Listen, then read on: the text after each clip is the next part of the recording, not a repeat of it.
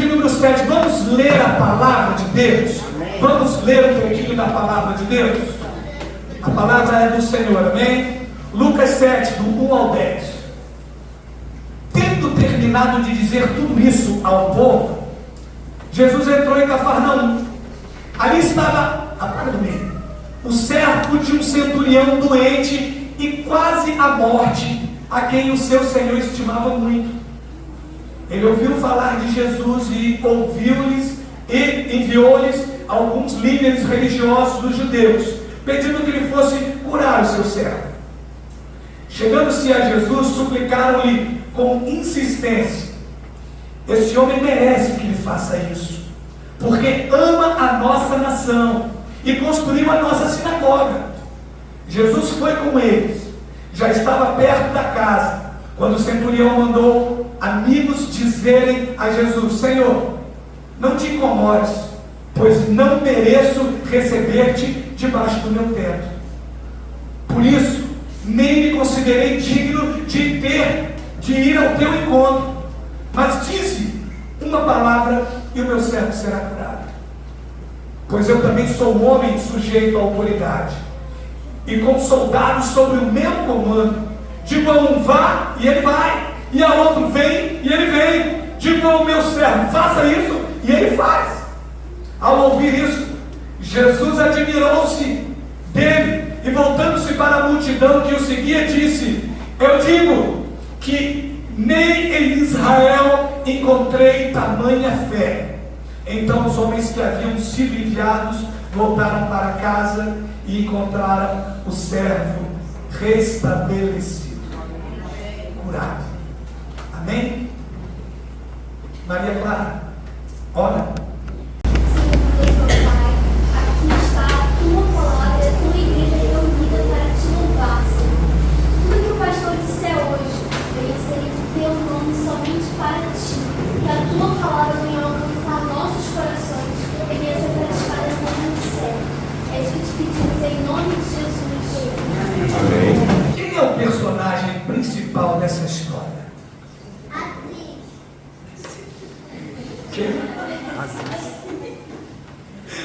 Não estamos falando do filme mais não, tá? Não é o Assis, não. Muito bom. Quem respondeu Assis? Só podia. Antônio, não é sobre o filme não. É sobre o centurião. O personagem principal não é o centurião.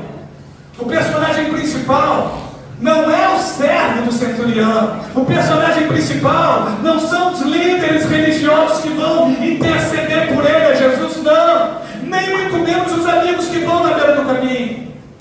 O personagem principal é Jesus. Sempre foi sobre Deus, sempre foi sobre Ele, sobre um Deus se revelando, se manifestando, se dando a conhecer. Nunca foi sobre nós, sobre o que pensamos, o que fazemos ou deixamos de fazer, mas sempre foi sobre Deus. Um Deus que se manifesta com graça e misericórdia, um Deus que cumpre promessas, um Deus que realiza desejo do coração, um Deus que se manifesta com poder, operando maravilhas, porque para Ele não é impossível. Bem, um centurião provavelmente pertencia à guarnição de Cafarnaum. O texto diz que Jesus, terminando o seu discurso, ele entra em Cafarnaum, e ali tem um centurião. Bem, especificando melhor, um oficial romano responsável por comandar uma centúria. E uma centúria, ela se compõe de 80 a 100 soldados, prontos para receber ordem, prontos para obedecerem em caso de um motim, de uma rebelião, de um insuflar. Eles estão prontos ali para agir. A voz do comando do centurião. E aí, o que me chama a atenção, e isso se encontra no texto, apesar de todo o politeísmo romano, todo mundo sabe o que é politeísmo, vários deuses, apesar de todo o politeísmo romano, aquele homem encontrara satisfação na religião judaica. Isso me chama a atenção. Eu não sei nem se de fato aquele cara era um romano puro, porque tem gente que comprava um passe para ser romano, a cidadania, a gente sabe disso. Tem gente que era nascido, mas tem gente que por uma quantia alta comprava. Eu não sei, mas no contexto geral de Roma, aquele homem, ele encontra satisfação na religião judaica. Deixa eu te fazer uma pergunta: você se satisfaz estando aqui? Você é pleno, feliz e realizado no Evangelho de Jesus Cristo, dentro do cristianismo? Ou você ainda tem qualquer tipo de dúvida? Ou você ainda titubeia? Você se satisfaz quando está nesse lugar? Porque você precisa encher a tua alma de gozo e de alegria e de satisfação ao entrar por essas portas. Aquele homem encontrou na religião judaica. A gente entende pelo texto que aquele homem, ele era aderente, era simpatizante da sinagoga, porque alguns dos anciãos vão interceder por ele a Cristo, dizendo: ó, ele ama a nossa nação e nos construiu e nos edificou a sinagoga, lugar de culto. Ainda que Roma, quando dominava, eles atribuíam para si as culturas e a religião de outras nações. Lembram disso? Quem estuda sabe. Aquele cara decidiu, ele amava o povo, era um homem bom, e isso me faz chamar a atenção, porque ele era um homem bom e a sua bondade vai se revelar de duas maneiras. Primeiro, a atitude para com os judeus. Ele fizera no seu coração, ele fizera um lugar no seu coração para aquele povo, um povo subjugado, um povo desprezado, um povo odiado por todos. E a gente está vendo isso aí, como não é de hoje que os judeus são odiados, perseguidos. A gente vê isso. Mas ele fez no coração dele um lugar para aquele povo desprezado, aquele povo subjugado. Ele fez no coração dele um lugar de amor, irmãos, para aquele povo que todo mundo odeia, que todo mundo quer matar. É a primeira atitude que eu vejo de bondade nesse homem. E a segunda atitude é para com a relação ao seu criado, que provavelmente era judeu, o seu escravo. Fica melhor assim. Nem a rigidez da vida militar, nem o descaso generalizado para com os escravos alterou o sentimento, alterou a essência daquele homem. O texto diz que ele estimava muito o seu criado. Era apenas um réis criado. Irmãos, algumas pessoas se tornam duras, insensíveis, indiferentes. Além do mais, no contexto militar, um cara que tem que comandar uma tropa de 100 homens, imagina como é que deveria ser aquele camarada, um cara rígido, um cara, sabe, mas amor naquele coração, nem a rigidez do militarismo, não sei, das guerras enfrentadas, alterou a essência. Não deixe que nada altere a tua essência. Não deixe que nada venha mudar quem Deus te criou para ser. Aí o texto diz que ele ouviu falar dos milagres e da cura de Jesus.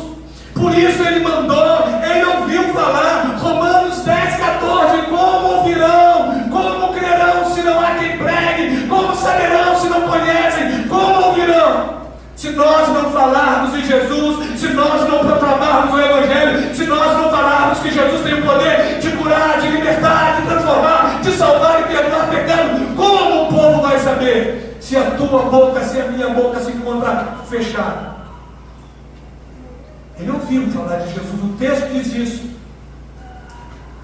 Bem, eu quero destacar algumas coisas aqui para mim que eu acho de extrema relevância. Eu quero desse homem extrair aquilo que nos edifica. E a primeira coisa que sobressai é humildade. A Bíblia diz que Deus detesta gente soberba, gente orgulhosa. Ele detesta o soberbo, mas ele faz o que com os humildes? Ele abate o soberbo e ele honra o humilde. Aquele centurião, numa hierarquia militar romana, é claro, ele era o sexto na cadeia de comando. Aí quando você dá uma pesquisada, dá um Google lá, você vai ver como é que funcionava as legiões e aí por aí vai. Ele era o sexto na cadeia de comando. Aquele cara, queira ou não, ali dentro de Cafarnaum, ele representava o grande império dominador, cheio de prestígio, cheio de condecorações e com certeza muita autoridade. No entanto, a sua posição, a sua autoridade, as suas condecorações não encheram de orgulho e vaidade. Porque o texto diz que ele não se sente digno de ter com Jesus. Eu não sou merecedor. Eu não mereço que ele nem entre na minha casa. Ele pede para que vão interceder por ele. Aí, diferentemente do general Sírio, do general Naamã, lembra do orgulho de Naamã? Ao tocar lá na campainha de Eliseu, e Eliseu manda o seu servo Giazi ir lá e dizer para ele: ó, mergulha 7 vezes no Rio Jordão, que você vai ser curado da tua lepra. Ele sai indignado, ele sai revoltado, dizendo: eu pensei que ele ia me atender, que ele ia levantar as mãos para os céus e que ia acontecer, mas nem sequer vem falar comigo, e é para tomar banho de rio. Se é para tomar banho de rio, eu vou tomar na minha terra, não vou tomar nesse rio sujo não. E vai embora, arrogante. Olha a diferença. Ambos militares, ambos com autoridade. Aí alguém fala assim no nome do general Naamã: se o profeta te pedisse uma coisa mais difícil, o senhor não ia fazer? Caramba, a gente atravessou até aqui. Se ele te pedisse, então é só mergulhar. Aí ele desce.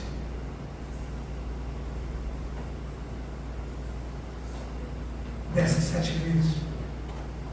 Isso já dá uma outra pregação, os 7 mergulhos de Naamã. Gálatas 6,3 diz: aquele que julga ser alguma coisa, não sendo nada, engana a si mesmo. Às vezes a gente acha que é alguma coisa. O escritor da igreja antiga comenta assim: ao se considerar indigno de receber Jesus em sua casa, foi, no entanto, digno de recebê-lo no seu coração. Simples assim. Outra coisa que é importante destacar: fé e bom senso. Os nossos cultos são racionais. A Bíblia nos fala sobre isso. Fé e bom senso, lógica. Aquele homem vai dizer assim: basta uma palavra. Eu sei que se eu disseres uma palavra, o meu servo vai ser curado. Irmãos, quão simples e poderoso é esse raciocínio. Princípio de autoridade. E qual é o princípio da autoridade? Manda quem pode e obedece quem é esperto, quem é inteligente, obedece quem tem juízo. Eu poderia intitular essa mensagem o tema: uma fé inspiradora. Ou você vai escolher: manda quem pode, obedece quem tem juízo. Qual tema fica melhor? Hein? Assim como ele mesmo lidava com a autoridade, ele deixou isso claro sobre os seus subordinados, sobre os seus soldados. Eles sabiam do poder e da autoridade de Jesus. Eles sabiam o poder que Jesus exercia. A fé que aquele homem depositou em Jesus arrancou a expressão inusitada de Jesus. Nem mesmo em Israel eu encontrei tamanha fé. Será que a gente está surpreendendo Jesus? Será que a gente está arrancando uma expressão de Jesus de surpresa? Caramba, nossa, que lindo, que beautiful. Não sei. Jesus se admirou da fé daquele homem ao ponto de ver escatologicamente as multidões de gentios, assim como aquele centurião, que viriam crer e seriam salvos. Isso Mateus capítulo 8 diz. Quando você vai para essa mesma concordância, Jesus vai ver uma multidão de gentios adentrando pela fé, e ao mesmo tempo vai ver, sabe o quê? Judeus que não entraram. Paulo em 2 Coríntios 5:7 diz: porque nós andamos por fé e não por vista. E eu quero colocar alguns pontos práticos para a nossa pequena reflexão. E o primeiro ponto que me chama a atenção, nós não percebemos isso no texto de Lucas, mas nós percebemos isso no texto de Mateus, capítulo 8, versículo 1. Jesus chegando a certa localidade, ele vai fazer o quê? Ele vai atrair para si aqueles que se encontravam sem esperança, angustiados, em desespero, desvalidos, enfermos, atribulados. Atração. Atração. Jesus era como um imã amoroso. Jesus atraía para si pessoas. E ainda hoje continua atraindo. E ele diz: vinde a mim, todos vós que estáis cansados e sobrecarregados, eu vos aliviarei. E o que fica para a nossa prática é: será que nós estamos atraindo pessoas? Ou será que nós estamos repelindo? Será que as pessoas desejam estar perto de nós ou distante de nós? A gente atrai ou a gente repele? Querem estar pertinho ou querem estar distante? Jesus atraía pessoas. Eu me lembro de Davi. Davi estava fugindo de Saul, andando pelos desertos da vida. E ele vai morar numa caverna. O que acontece ali? Homens angustiados, endividados, perseguidos, desvalidos, vão morar com Davi na caverna de Adulão. Acho que é o primeiro centro de recuperação que existe na Bíblia. Aprenderam com quem? Com Davi. Davi atraiu para si aqueles homens. E aqueles homens aprenderam a adorar a Deus, a conhecer ao Senhor, a louvar a Deus, a serem fiéis, a serem homens dignos. Podem ter chegado de uma maneira, mas não permaneceram da mesma maneira. Eles podem vir até mim, até você de uma maneira, mas não podem permanecer da mesma maneira.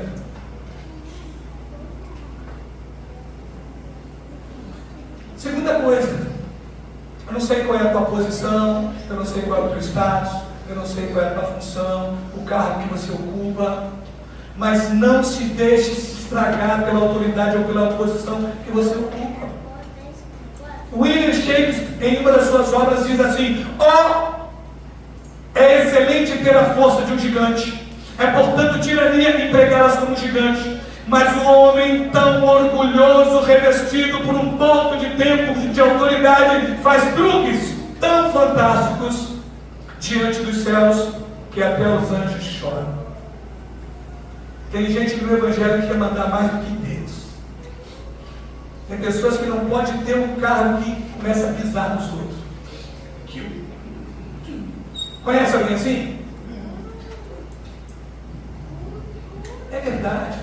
Tem gente que sobe para a cabeça tão depressa: não, que eu sou, que eu dou carteirada. Quando Jesus fala, a gente precisa diminuir. Quem quer ser maior tem que descer. É necessário que eu diminua e que ele cresça a glória dele. Não posso, porque eu tenho uma condição, desprezar quem não tem. E a gente vê isso, eu vi isso em trabalho, eu pensei, um cara que era um doce. Todo mundo peão, todo mundo ralado. Todo mundo era igual. Todo mundo atendente. Mas um dia botaram ele como auxiliar. Bom, pra quê? O cara se tornou o cara mais nojento do mundo. Perdeu a amizade de todo mundo porque virou soberbo. Não se deixe estragar. Deus, ele quer te levar para um lugar mais alto. Deus quer te honrar, mas não perca a essência, não perca a humildade. Continua respeitando e tratando da mesma maneira. Terceiro, uma fé que agrada a Deus. A fé daquele homem agradou a Jesus. Jesus procura fé no meio do povo, irmãos. Ele não está procurando por intelecto, ele não está procurando por habilidade, ele não está procurando por força, ele não está procurando por inteligência. O que Jesus procura no meio do povo é fé. João, a gente aprendeu no aniversário da igreja: a vitória que vence o mundo é a nossa fé. Lucas 18:8 diz: quando vier o Filho do Homem, porventura encontrará terra. Isso é fato. A fé vai esfriar. A apostasia vai acontecer. Vem para cá quarta-feira. E quem se aposta? Quem é que vai se esfriar na fé? Quem um dia teve fé. Quem um dia foi fervoroso e desanimou e se esfriou e foi embora e nunca mais voltou e vive dando desculpa para não voltar. Porque está frio na fé, está morrendo na fé. Clama hoje, Senhor, acrescenta a minha fé. Jesus, me ajuda a ter fé. Senhor, renova a minha fé. Irmãos, a fé parece em primeiro lugar porque ele é a raiz da virtude cristã. Porque Hebreus diz que sem fé é impossível agradar a Deus. Nós nos reunimos por fé, nós oramos por fé, nós louvamos por fé, nós dedicamos por fé, nós lemos a Bíblia por fé. E nós seremos salvos pela fé no Filho de Deus. Talvez Jesus está passando pelo teu coração e fé. O que agrada é fé. E mais um pontinho, penúltimo, terminando. A fé nos liga a Deus e não as tradições e forma. Alguém sabe a diferença de tradição para tradicionalismo? Nós batistas somos chamados de tradicionais, presbiterianos também, não é isso? Mas qual é a diferença de tradição para tradicionalismo? Você é tradicional ou você é tradicionalista? Tradicional. Qual é a diferença? Tradição é a fé viva daqueles que já morreram. Tradicionalismo é a fé morta de quem está vivo. Se tornou religioso. Está preocupado com muita coisa, mas não com o reino. Os judeus, por se acharem filhos de Abraão, acharam que já estavam salvos. Mateus 8, na concordância vai falar: nós somos filhos de Abraão. Lembra que tem o filho da promessa? Lembra de Agar e Sara? É a promessa? É o espiritual ou é o carnal? Ouça o que eu vou te dizer, não é porque você nasceu no lar evangélico que você vai ser salvo. Glória a Deus que nasceu no lar evangélico, porque pode ouvir, pode aprender e pode encaminhar. Não é porque o teu pai e a tua mãe é crente que você também é crente. Porque não é.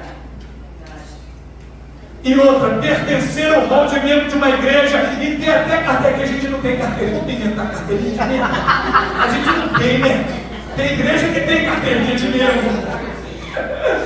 Não é porque você está arrolado no hall de membro e vai que tem uma carteirinha aí, quer dizer que você está vinculado a Cristo, porque não pode dar. Pode dar 1, 20, 10, 30 anos na igreja e não ser salvo. Ai, pastor, para porque está moendo.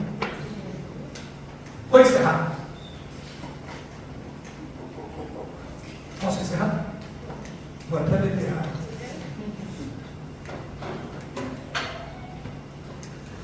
Por último, a nossa bênção, a nossa vitória, vem conforme a medida da nossa fé. O que eu canso de dizer isso, vocês já me viram falar dizendo: aqueles que se achegam a Deus precisam crer que Ele existe, que é galardoador daqueles que o buscam. Quem já tirou água de poço aí, levanta a mão. Já tirou água de poço para tomar banho. E frio. O que determina a quantidade da água que vai sair do poço? A cacimba, o balde. Se for baldinho, vai vir um pouquinho a água, mas se for baldão, vai vir. Vai depender da tua disposição de puxar. Ou então, as palavras de Jesus foram assim: ó, se vocês tiverem fé do tamanho desse monte aqui, vocês vão ver acontecer. Vocês precisam acreditar, ter convicção. Sem convicção não há transformação. É a medida da tua fé, irmão. Qual é o nível de fé que você tem? Quanto você tem buscado? Quanto você tem orado? Quanto você tem se consagrado? Quanto você tem dedicado? Quanto você tem levantado nas madrugadas? Quanto você tem feito? Qual é o tamanho do balde que você está querendo buscar a água do poço vida. Ah, eu estou de xicrinha. Vai ficar de contra-gota. Quando Deus quer que você pegue aquela lata de 20, faz assim, ó. Quem já fez isso, ó?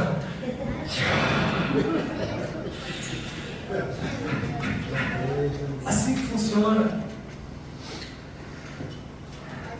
Com que tipo de sentimento você tem chegado a Deus?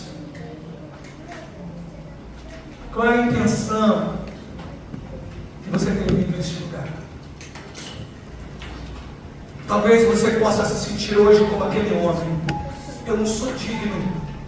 Eu não sou digno. Eu erro, eu falo besteira, eu fico irritado. E quando eu fico irritado, eu chuto balde. Eu pego, eu magoo. Jesus, ele conhece o teu coração.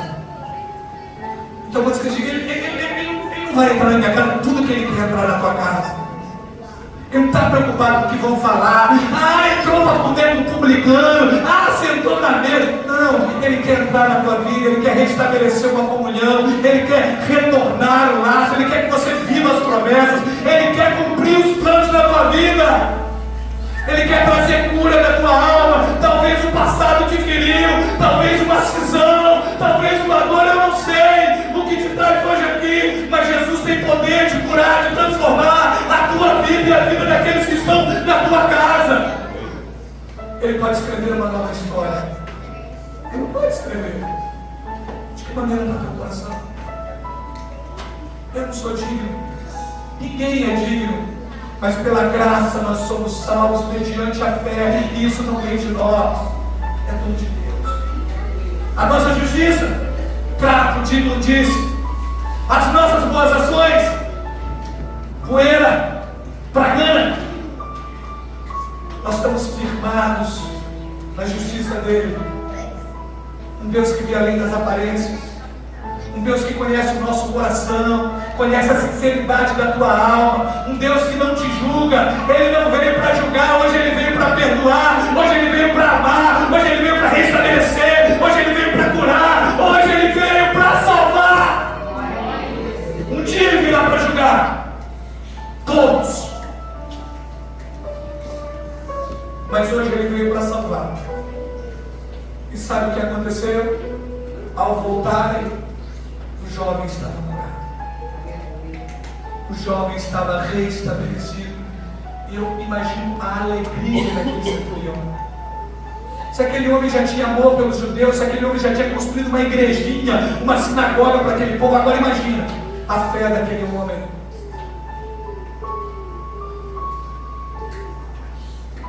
Bom senso. Basta uma palavra. Senhor, se tu liberares uma palavra hoje do céu, a minha história vai mudar. A minha questão profissional vai mudar. Ó Deus, a minha vida conjugal vai mudar. Se o Senhor liberar uma palavra hoje sobre a minha vida, eu vou mudar. E tudo vai mudar com a minha mudança.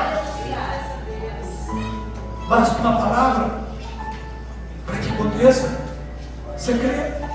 Que Ele pode liberar uma palavra do céu hoje, visitar o marido, a esposa, o filho, o trabalho, o patrão atribulado, o leito de dor, eu não sei, mas se Ele liberar uma palavra hoje, ninguém pode impedir, ninguém pode impedir, o inferno não pode impedir.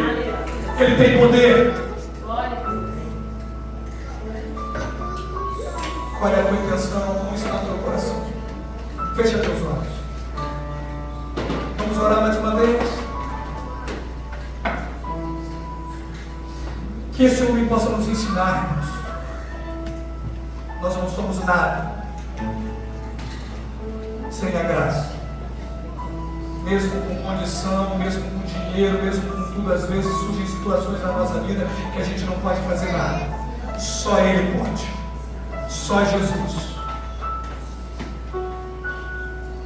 Humildade para reconhecer que precisamos. O primeiro mergulho do general foi o mergulho da humildade. Eu preciso, eu quero, eu estou enfermo, eu preciso de cura.